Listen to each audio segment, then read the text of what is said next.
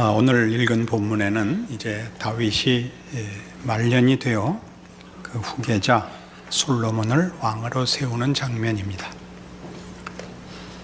그러나 이 열왕기에서는 결국 이 나라가 망한다는 것으로 끝이 납니다.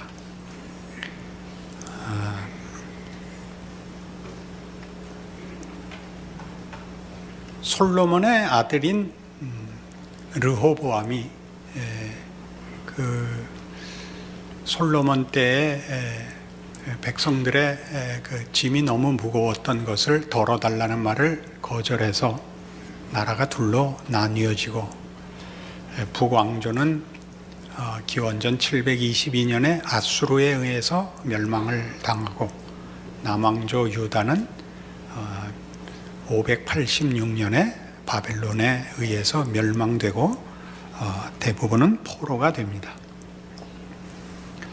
그러니까 이 열왕기서는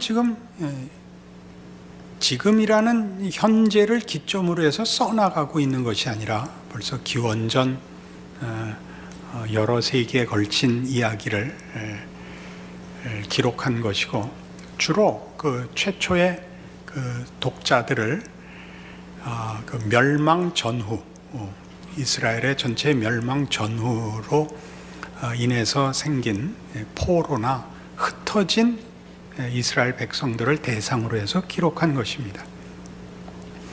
그런 차원에서 보자면 여기 솔로몬 왕으로 왕권이 이어지고 이제 조금 이어나가면 우리가 확인하게 되겠지만 아름다운 성전을 짓고 왕궁을 짓고 역사상 유례를 찾아볼 수 없는 평화와 부를 누리고 한 기록들이 지금 그 포로가 되어 있거나 다른 나라의 난민으로 가서 사는 이스라엘 사람들에게 어떤 의미였겠는가 잠시 생각해 볼 필요가 있는 것입니다.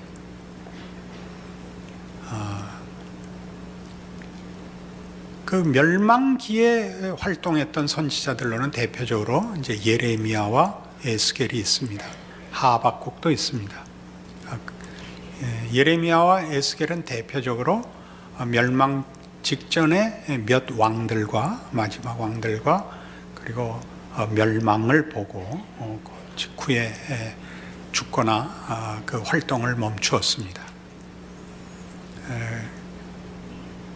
그 예레미야나 에스겔서를 보면 그래서 당시의 유대인들이, 그 당시라는 것은 포로가 된 유대인들 혹은 피난간 다른 나라로 흩어진 유대인들이 얼마나 큰 충격과 혼동 속에 있었는지를 기록하고 있습니다. 당황하기 이를 데 없죠. 그들의 당황함과 그 낙담 속에는 주로 어떻게 하나님의 백성이 하나님 모르고 다른 우상을 섬기는 나라에 질 수가 있는가, 이것이 주조를 이룹니다. 더더욱 지금 현대 우리 신약 시대를 사는 성도들이 예수 그리스도로 말미암는 중보자를 통하여 하나님 앞에 언제나 기도로 나아갈 수 있는 것과 달리 구약의 성도들은 어떤 의전을 통해서만 또는 매개인을 통해서만 하나님을 만날 수 있었다고 믿었던, 또 당시에는 그랬던 그 기독교 신앙의 발전의 과정이라서 성전이라든가 제사라든가 또는 제사장이라는 그 제도와 건물과 그 직분자들이 다 없어진 이 포로와 흩어진 이 멸망 후에 이스라엘 백성들에게 있어서는 어떻게 하나님을 만나며 하나님의 은총을 받아낼 수 있는가라는 수단과 방법적인 차원에서도 막막했던 현실을 가지게 된 것입니다. 심지어는 이 일로 인하여 이스라엘 백성들 사이에 우리가 하나님 한 분만 믿어서 졌다, 바벨론같이 여러 신을 섬겼어야 됐다, 우리가 현대적으로 이해하자면 우린 육군만 갖고 있어서 졌다. 공군력도 기르고 해군력도 기르고 정보도 더 좀 정확히 알아야겠다라는 식으로 여호와 유일신을 믿는 신앙 자체에 대하여 그 스스로를 자책하는 우리가 지금 보면 정말 한심하기 짝이 없는 생각에까지도 이르게 되었던 것입니다. 우리는 이 문제들을 그러나 당시의 유대인들이 당시의 이스라엘 백성들이 가졌던 것을 좀 더 신학화해서 말하자면 총체적으로 기독교 신앙의 가장 중요한 이런 질문들을 만들어내야 합니다. 즉 죄를 짓고 벌을 받는다는 것이 개인과 국가 간에 어떤 관계가 있느냐 하는 것입니다. 국가의 책임자가 잘못하면 개인의 경건한 신앙도 함께 국가라는 그 소속된 조직 속에서 함께 벌을 받는 것이냐, 그런 것이 질문이 되죠. 또 개인이 잘못한 것으로 국가 전체가 그 벌을 받아야 되느냐는 그 역의 질문도 가능해집니다. 그러나 보다 본질적으로는 다윗 왕권의 영원함을 약속한 이 문제는 어떻게 되느냐 하는 것이죠. 왜냐하면 유다의 멸망은 다윗 왕가의 대가 끊어지는 것이요, 현실적으로 하나님께서 약속한 내 위가 견고하며 영원하리라 하는 약속이 어쨌든 현실적으로 실패된 것으로 보이기 때문입니다. 좀 더 폭넓게 얘기하면 이 포로된 이스라엘 백성에게 아직 희망이 있느냐 하는 문제와 연결되게 되는 것입니다. 우리는 1차적인 답을 알고 있습니다. 그 답은 하나님이 다윗과 한 영원한 왕권은 성취되어서 예수 그리스도의 오심과 그의 사역으로 그에게 한 약속의 진정한 의미와 영원한 약속이 성취되었고, 지금도 그 약속 속에서 교회와 신앙 고백이 유지된다는 걸로 확인하고 있습니다. 또한 포로된 이스라엘에게 아직도 희망이 있느냐 하는 사실은 당시 포로된 현실과 또는 여러 나라로 흩어졌던 이스라엘 백성들에게 그들을 위하여 쓴 이 역사서가, 그러니까 그들 당대와 그 후대에 걸쳐서 몇 대에 걸쳐서 다시 이스라엘의 회복으로 말미암아 현실적으로 회복된 나라, 현실적으로 회복된 약속들로 인하여 그 답으로 역사적으로 확인이 되었기 때문에 이것이 성경 속의 한 책으로 남아 오늘날 신약 시대 성도들에게까지 하나님의 말씀과 역사로 전해져 있는 것입니다. 그러니까 이 약속과 희망이 유효하냐? 물론 그렇습니다 라는 것이 열왕기를 대하는 우리들에게 기본적인 답이지요. 그러나 결과를 이렇게 갖고 있다 할지라도 열왕기서를 통하여 우리가 배우는 역사적 당시의 현실과 그 결과 사이에 어떤 연속성이 있느냐 또는 불연속성이 있느냐, 그 관계가 어떠하냐 하는 것은 현대를 사는 우리에게도 동일하게 물어봐야 되고 확인해야 되는 내용들입니다. 왜냐하면 신명기 28장에서 구약성경 신명기 28장에서 이런 중요한 약속들이 있었기 때문입니다. 구약성경 303페이지입니다. 신명기 28장 1절에서 14절까지는 소위 말하는 축복의 약속입니다. 그 15절 이하는 저주의 약속입니다. 몇 절만 보죠. 28장 1절. 내가 네 하나님 여호와의 말씀을 삼가 듣고 내가 오늘 네게 명령하는 그의 모든 명령을 지켜 행하면 네 하나님 여호와께서 너를 세계 모든 민족 위에 뛰어나게 하실 것이라. 그래서 우리 잘 아는 대로 나가도 복을 받고 들어가도 복을 받고 이래도 복을 받고 저래도 복을 받고가 약속됩니다. 15절부터는 꼭 반대 상황이죠.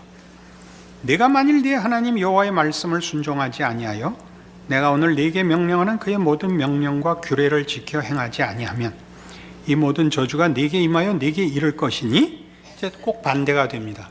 나가도 저주를 받고 들어와도 저주를 받으며 이래도 저래도 저주를 받을 것입니다. 이것이 신명기에 기록된 이스라엘 백성을 향한 하나님의 약속이었고 경고였습니다.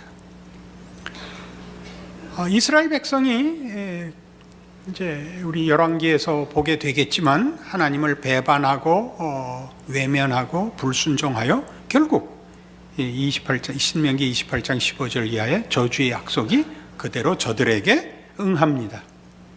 그러나 우리가 아는 대로 이스라엘 백성은 그것으로 하나님의 약속된 백성으로서 허락된 모든 영원한 그 은혜의 그 계약에서 실패하지 않습니다.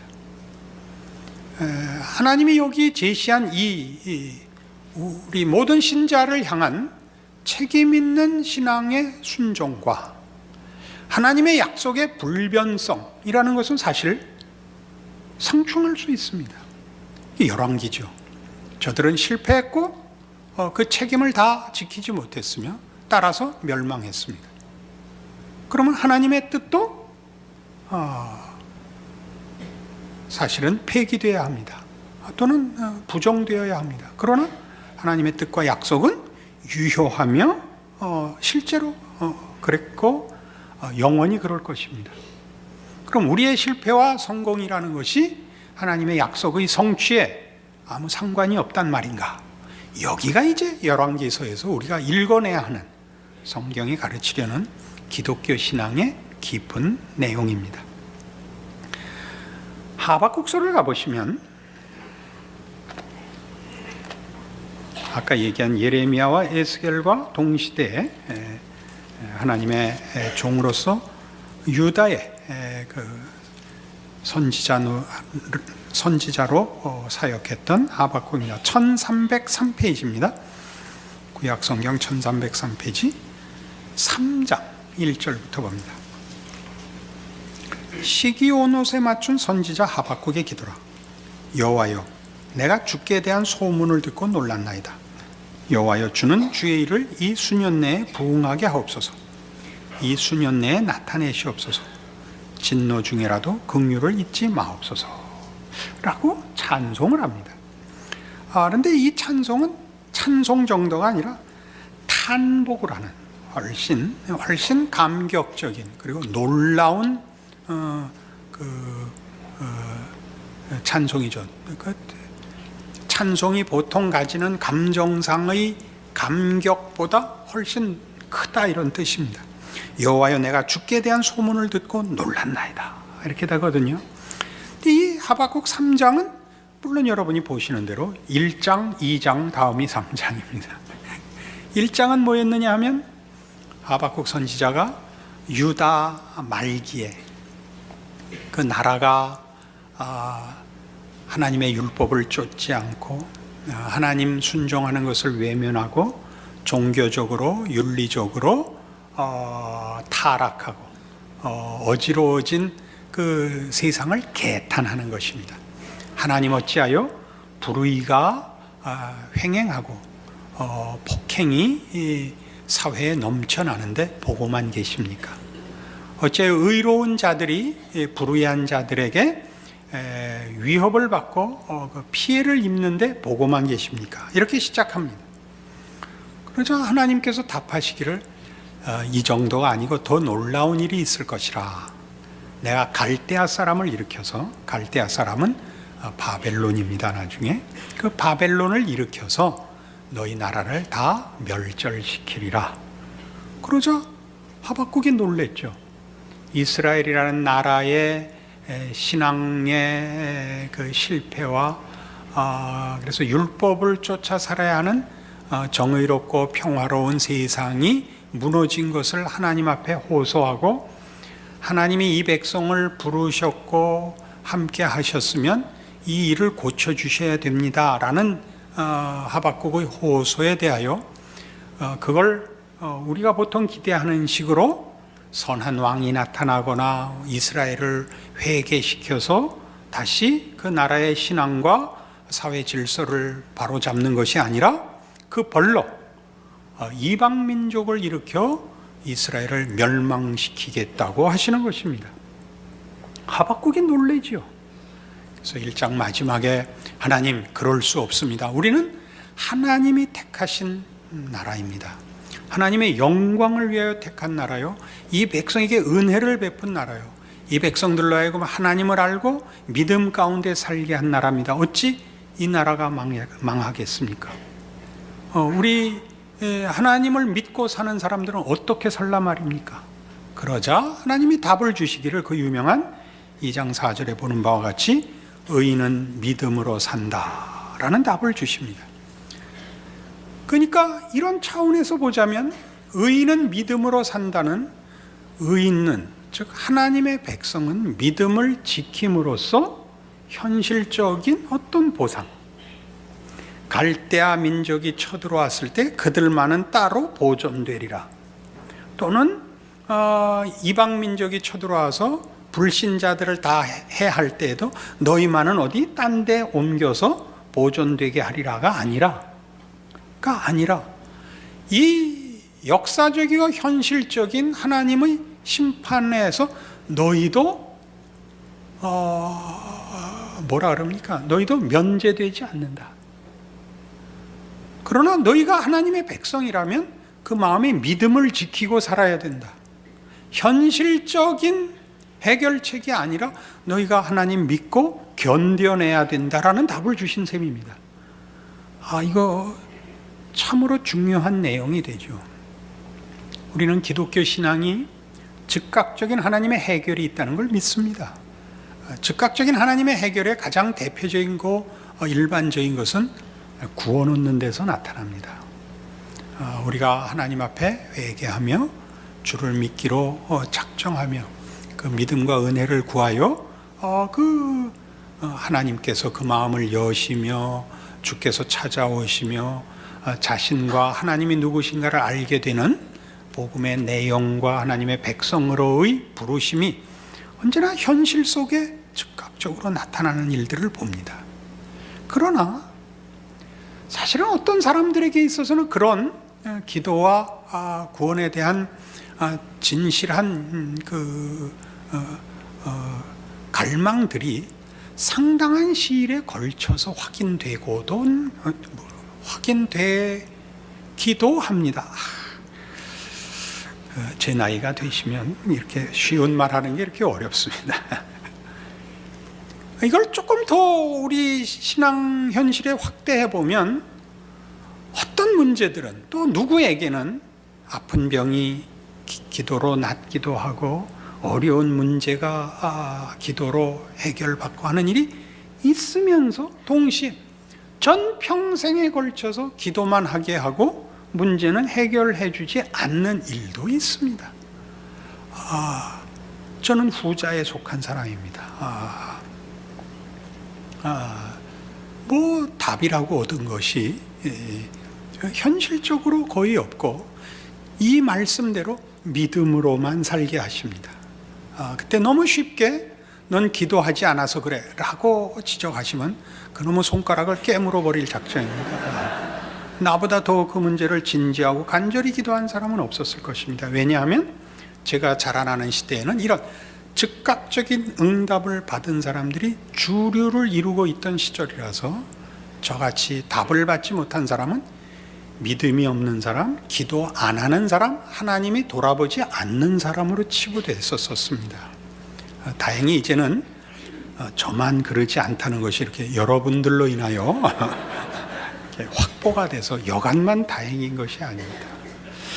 그러나 이 문제는 바로 우리 자신을 향하여 하나님이 의인은 믿음으로 산다라고 말씀하심으로써 우리가 하나님의 약속의 성취라는 것이 이렇게 눈에 보이게 제로라는 데서 시작해서 1, 2, 3, 4 이렇게 지속적인 진전으로 이루어진다기보다 부침 속에서 어떤 것은 우리의 성실한 반응으로 인해서 혹은 어떤 때는 우리의 실패나 불성실함에도 불구하고 이루어진다는 것을 가르쳐 줍니다. 무슨 얘기냐 하면 우리가 우리의 믿음이라는 것을 현실적인 보상으로만 확인하는 것이 아니라 현실적으로 보상되지 않을 때도 믿음을 지키는 것이 신자가 가져야 하는 책임이라면 하나님께서 우리에게 보상을 주는 것도 하나님이 그 약속을 지키는 방법이고 우리 눈에 보상을 주시지 않는 것도 하나님이 그 약속을 성취해가는 방법이라고 가르치는 셈이 되기 때문입니다.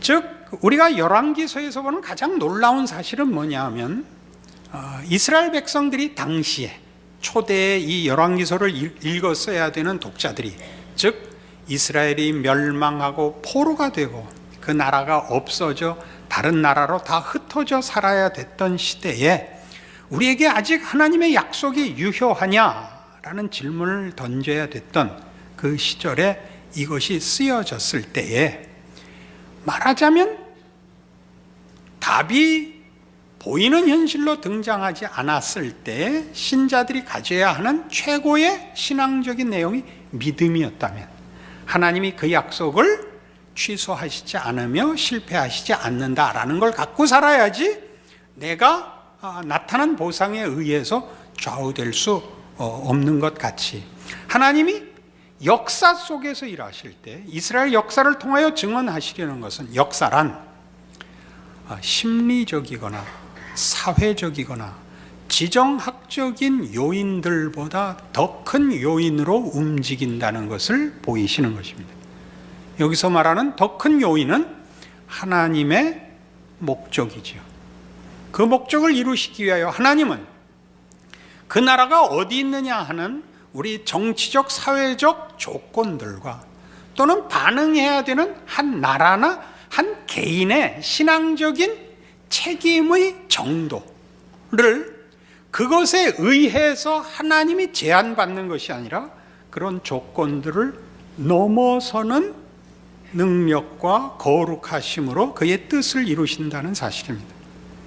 우리가 최선을 다하면 하나님이 우리의 최선의 결과를 허락하시고 우리가 그렇게 하지 못하면 결국 성취될 수 없었던 보상할 수 없는 미진한 것 혹은 실패한 벌로밖에 그 결과를 만들어 주실 수 없는 하나님이 아니라는 거죠.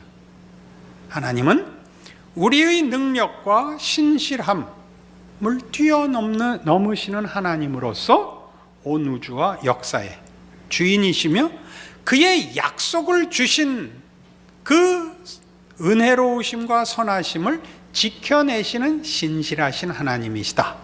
이것이 열왕기서의 주제요. 우리가 놓쳐서는 안 되는 성경의 증언들인 것입니다. 이런 관계는 우리가 우리의 신앙 문제에 있어서 늘 어려운 인과관계를 넘어서라고 요구하는 성경의 요구인 것입니다. 인과관계란 우리가 어떤 결과를 우리의 책임에 의해서 제한하는 것을 말합니다. 성실함에 대한 보상, 게으름에 대한 심판, 이것이 우리가 알고 있는 인과관계입니다. 그러나 성경은 처음부터 하나님께서 그의 백성을 부르시며 그의 백성에게 약속하신 모든 내용들은 하나님의 어떠하심에 근거한 거라고 얘기합니다.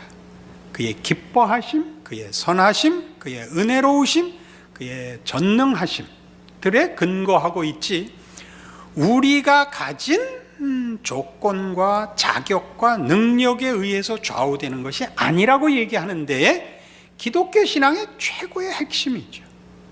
은혜의 종교요, 사랑의 종교라는 것은 그 둘이 다 사랑이나 은혜는 조건과 자격과 능력에 근거하지 않는다는 것을 지시하는 공통된 표현입니다.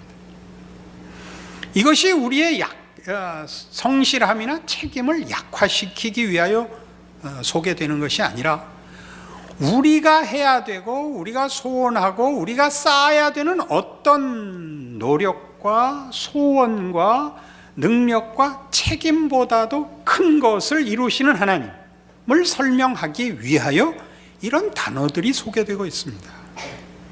우리가 가지는 욕심들, 우리가 가지는 소원들은 다 우리의 가능함 속에 존재합니다. 내가 할 수 있고 내가 가질 수 있는 것들이죠.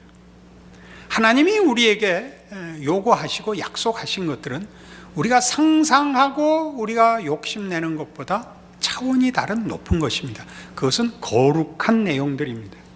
우리는 그런 내용들을 구체적으로 성경 속에서 얼마든지 발견합니다.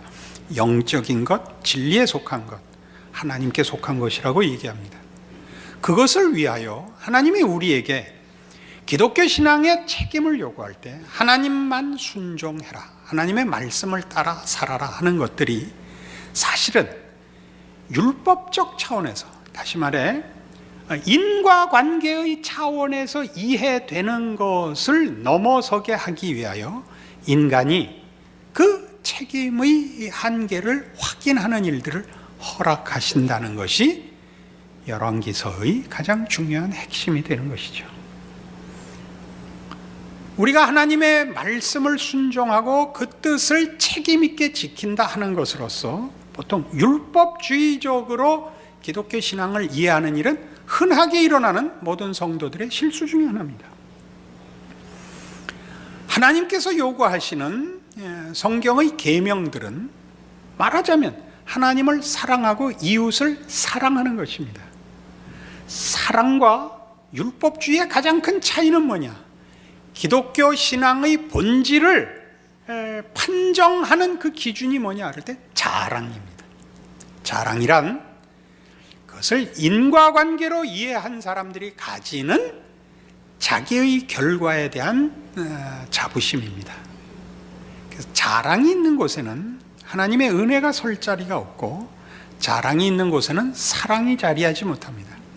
내가 기독교 신앙을 자랑으로 이해하느냐, 아니까 행위로 이해하느냐, 또는 능력으로 이해하느냐, 아니면 은혜로 이해하느냐 하는 것은 본인의 신앙을 자랑으로 가지느냐의 문제인데, 자랑을 하면서도 모르는 수가 있습니다. 겸손이라는 이름으로 이렇게 누르고 있으면 본인이 자랑하는 줄을 모릅니다. 근데 뭘 보면 아냐면 옆에 사람이 한심해 보이면 당신이 자랑하고 있는 것입니다. 저건 왜 기독교 신앙을 저따구로 할까? 그때는 본인이 자랑하고 있는 것입니다. 상대방이 더 할 수 있는데 못하고 있다고 생각하는 겁니다. 기독교 신앙은 왜 이 문제를 그렇게 끈질기게 언급을 하고 경고를 하느냐 하면, 그때 우리가 도달한 신앙의 경지는 하나님이 약속한 신적 거룩의 경지가 아니라 윤리와 도덕의 최상위에 불과하기 때문입니다. 그래서 이 문제는 성경에서 가장 중요하게, 가장 심각하게 다루는 주제들입니다. 그러나 늘 이 문제는 우리 인간들이 틀리죠. 그러니까 다윗 왕권의 영원함이나 이스라엘과의 한 하나님의 약속의 영원함은 이런 율법주의라는 한계를 깨지 못하면, 인간이 만들어낼 수 있는 최상의 이상과 상상력의 어떤 그 수준을 깨지 않으면 올라올 수 없는 자리이기 때문에, 상상할 수 없는 자리이기 때문에 하나님이 우리의 한계를, 우리의 자부심을 깨기 위하여 우리 인생들로 하여금 그의 실패를 겪게 하시는 것입니다. 우리는 이 문제를 기독교 신앙이 얼마나 심각하게 다루느냐 하는 것을 로마서 4장에서 봅니다. 13절, 로마서 4장 13절입니다. 아브라함이나 그 후손에게 세상의 상속자가 되리라고 하신 언약은 율법으로 말미암은 것이 아니요 오직 믿음의 의로 말미암은 것이니라. 만일 율법에 속한 자들이 상속자이면 믿음은 헛것이 되고 약속은 파기되었느니라. 율법은 진노를 이루게 하나니 율법이 없는 곳에는 범법도 없느니라. 그러므로 상속자가 되는 그것이 은혜에 속하기 위하여 믿음으로 되나니 이는 그 약속을 그 모든 후손에게 굳게 하려 하심이라. 율법에 속한 자에게뿐 아니라 아브라함의 믿음에 속한 자에게도 그러하니 아브라함은 우리 모든 사람의 조상이라. 기록된 바 내가 너를 많은 민족의 조상으로 세웠다 하심과 같으니 그가 믿은 바 하나님은 죽은 자를 살리시며 없는 자를 있는 것으로 부르시는 이시니라. 구원을 설명할 때 구원이 행위에 의거하지 않고 은혜와 믿음에 근거한다 라는 얘기를 설명하기 위하여 누구를 증인으로 삼느냐? 아브라함입니다. 아브라함은 그런 의미에서 믿음의 조상입니다. 아브라함이 믿음의 조상이라는 것은 아브라함이 그 믿음에 대하여 첫 번째 모델이었기 때문인데, 어떤 모델이었느냐? 그가 아무런 조건과 자격을 가지고 있지 않을 때 하나님의 사람이 되었다라는 것 때문에 모델인 것입니다. 그의 믿음이 모든 사람의 귀감이 되며 표준이 된다라는 인간의 행위와 순종과 신앙 행위의 차원에서 모델이 아닙니다. 그래서 무슨 얘기를 자꾸 하느냐 하면 지금 본 13절 이하가 율법으로 말미암은 것이 아니라 믿음으로 말미암은 것이라고 하죠. 왜요? 14절인 대로 율법에 속한 자들이 상속자이면 믿음은 헛것이 되고 약속은 파괴됩니다. 율법은 진노를 이루게 합니다. 왜 율법으로 하면 약속이 파기되느냐? 율법이라는 건 지금 무엇을 대표하고 있냐 하면 인과율을 대표하고 있습니다. 보상의 원리를 대표하고 있습니다. 우리가 만들어낼 수 있는 것을 말합니다. 내가 책임져 자격이 있어 만들어낸 결과가 구원이 아니며 그것이 기독교 신앙이 약속하는 내용일 수 없습니다. 그것은 하나님만이 줄 수 있는 것입니다. 율법이어서는 안 되는 이유는 방법론에 있어서 자기가 만들어낸 것이라는 주장 때문에만 문제가 아니라 내용과 수준에 있어서도 하나님이 우리에게 약속하신 것은 약속이 파기된다는 말 속에 있는 바와 같이 하나님만이 주실 수 있는 것이기 때문입니다. 우리가 상상하고 우리가 소원하고 우리의 소원으로서의 수준에서나 능력으로서 만들어낼 수 있는 한계를 넘어선 하나님이 주시려는 것, 하나님이 목적하시는 것이기 때문에 그건 믿음에 속합니다. 하나님이 주는 것입니다. 우리가 만들어내는 것이 아닙니다.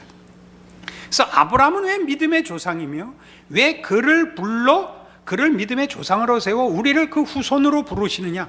아브라함이야말로 그가 하나님 앞에 보상을 받을 지위와 조건에 있기 전에 부름을 받음으로써 우리 모든 하나님의 백성들이 하나님 앞에 받는 모든 약속들은 우리의 능력이나 소원을 넘어서는 것이라는 것을 확인하기 위하여 믿음의 조상으로 부름을 받았느니라 인 것입니다.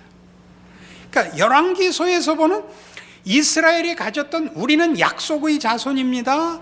우리의 다윗의 왕권은 그 왕국 자체를 대표하는 것인데 거기에 허락된 약속들이 우리 이 나라와 이 왕권의 몰락으로 인하여 어떻게 계속될 수 있습니까에 대하여 하나님의 답은 내가 한 약속은 너희가 지켜내고 너희 능력으로 보호하여 만들어낼 수 있는 것을 넘어서는 것이기 때문에 너희가 너희의 한계를 확인하고 너희가 확보하려는 내용을 넘어서는 것임을 가르쳐 주기 위하여, 넘기 위하여 너희의 실패는 실패로서 교훈이 되며 또한 그것으로서 내 약속을 중단시킬 수 없다. 열왕기서죠. 그래서 이 문제는 다시 밑으로 지금 로마서 4장 보는 본문에서 16절부터 다시 보죠. 그러므로 상속자가 되는 그것이 은혜에 속하기 위하여 믿음으로 되나니 이 은혜에 속하고 행위에 속하지 않는다는 대조가 반복적으로 나오는 것 보셔야 됩니다. 이는 그 약속을 그 모든 후손에게 굳게 하려 하심이라. 아브라함의 믿음에 속한 자에게도 그러하니 아브라함은 우리 모든 사람의 조상이라 기록된 바 내가 너를 많은 민족의 조상으로 세웠다 하심과 같으니 그가 믿은 바 하나님은 어떤 하나님이냐? 이 죽은 자를 살리시며 없는 것을 있는 것으로 부르시는 이시니라. 죽은 자를 살리시며 무에서 유를 창조하는 하나님. 아브라함이 믿은 하나님은, 그러니까 아브라함이 하나님을 이런 분으로 알고 있었고 이렇게 믿어서 이 보상을 받았다가 아니라, 아브라함은 누구냐 하면 죽은 가운데서 부름을 받은 자라는 겁니다. 죽은 자라는 건 뭐죠? 아무것도 할 수 없는 자예요. 아무 소원도 생각도 없는 자입니다. 죽은 자를 살리시며 없는 데서 무에서 유를 창조하시는 하나님입니다. 그러니까 기독교 신앙이란 이 하나님을 근거로 해서만, 주인으로 해서만 그 신앙이 성립하는 것이요. 그렇기 때문에 그 약속을 깰 것이 세상에는 없습니다. 그러니까 현대를 사는 우리 신앙인들에게 열왕기서의 가치는 무엇입니까? 여러분들의 삶에서 여러분들이 지켜야 하는 것은 의인은 믿음으로 말미암아 산답니다. 인과관계로만 설명되는 현실과 인생을 믿음으로 극복하셔야 됩니다. 그 보상이 그러면 지금 나온다는 뜻이 아니라 하나님이 여러분의 그 믿음 안에서 하나님의 어떠하심 속에서 여러분의 현실을 제대로 이해할 수 있고 그 속에서 하나님이 그의 약속을 이루신다는 사실로 인하여 승리자의 삶을 살 수 있게 하는 것이 성경 전체요 또 열왕기서의 주된 주제요 우리 믿음의 본질적인 내용이 되는 것입니다. 여러분의 현실이 여기서 결코 분리될 수 없는 것 기억하셔서 보이는 싸움을 하지 마시고 보이지 않는 싸움을 하시는, 그리고 그 믿음으로 승리하시는 여러분들의 신자된 복된 인생이기를 바랍니다. 기도하십시다. 하나님 아버지 은혜를 감사합니다. 하나님의 자녀로 살며 그 약속을 소유하고 믿음으로 사는 인생의 귀한 것, 그 실패할 수 없는 운명을 확인합니다. 우리의 삶은 지금도 여러 사회적인 여건 속에 영향을 받고 있지만 우리는 믿음으로 사는 자들입니다. 우리의 인생이 고달플 수 있지만 우리에게 허락된 약속은 실패할 수 없고 감소될 수 없습니다. 이 믿음 가졌으니 충성하게 하시고 저 하박국의 경탄을 우리의 고백으로 가지고 승리하며 사는 우리들 되게 하여 주시옵소서. 지금은 우리 주 예수 그리스도의 은혜와 하나님 아버지의 극진하신 사랑과 성령님의 교통하심이 하늘 하나님의 자녀로 살고 있는 현실을 하나님 앞에 드리며 믿음으로 살기로 약속하고 돌아가는 심령들 위해 영원토록 함께 있을지어다. 아멘.